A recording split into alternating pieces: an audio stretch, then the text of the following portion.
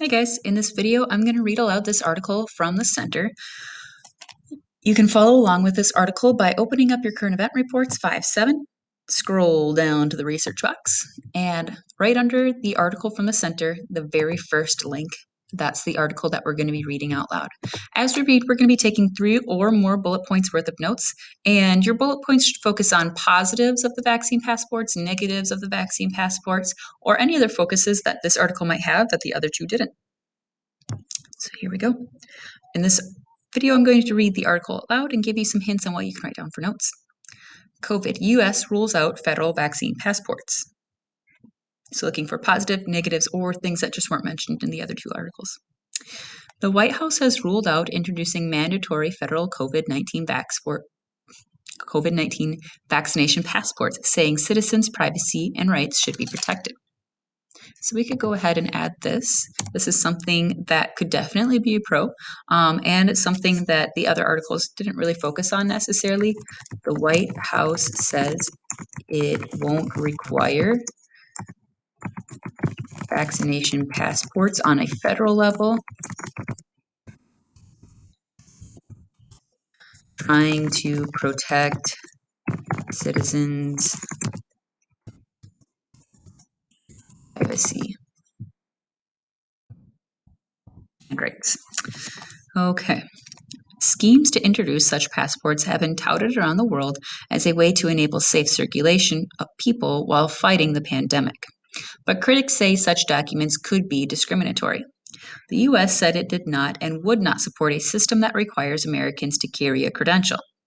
The country has reported more than 550,000 deaths linked to the virus and nearly 31 million cases, the highest numbers in the world, according to Johns Hopkins University. Addressing reporters, White House Press Secretary Jen Psaki said there would be no federal vaccination database or a federal mandate requiring everyone to obtain a single vaccination credential. So we could put this as a potential pro, that there's not going to be a federal vaccination database.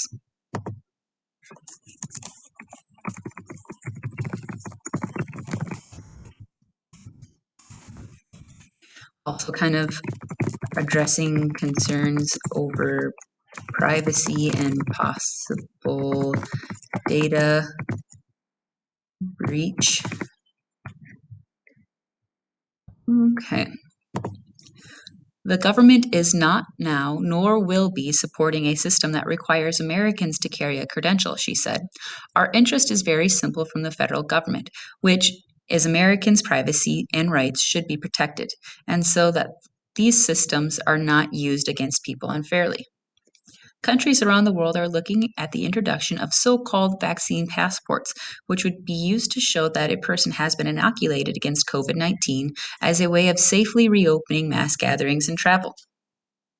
In England, a COVID status certification scheme is being developed to enable concerts and sporting matches to take place. It would record whether people have been vaccinated, recently tested negative, or had already had and recovered from COVID-19. So we could write this down as an example. It's something that the other articles didn't really focus on. England is using or is developing a COVID-19, what did they say it was? Status certification, there we go. And it would record if you are vaccinated, recently tested negative, or have already recovered from COVID-19 to be allowed into sporting events and concerts. Okay. The European Union is also working on plans to introduce certificates, while in Israel, a green pass is already available to anyone who has been fully vaccinated or has recovered from COVID-19, which they have to show to access facilities such as hotels, gyms, or theaters. The World Health Organization on Tuesday said it did not currently support requiring vaccination passports for travel because of uncertainty over whether inoculation prevents transmission and discrimination concerns. So we could go ahead and add that it's not just the White House, the World Health Organization